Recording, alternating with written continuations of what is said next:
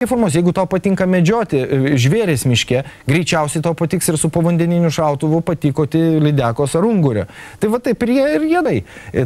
Tai nėra joks slaptas ritualas, kad į viešumą visada su uniforma, ar su kaukė, arba su grimu, o vat kažkur savo šeimą pasižiūrėti, tas nėra jokia problema. Tai yra labai paprasta. Jeigu tu atėjai pas mane su lazda, tai tu gausi dvigubai ir gulėsi su ta savo lazda patvorį arba už dekoracijų. O jeigu netgi ne įvaizdis, o toks charakteris, kuris reikalingas dabar, tai kaip reikalingas iš vis, kaip, nežinau, kaip rūbas. Todėl, kad šiais laikais į kairę posūkiu per keletą į dešinę, bet aš negaliu peršokti kaip vidaus. Niekas niekada manęs nėra bandęs papirkti, turi jokio poveikio.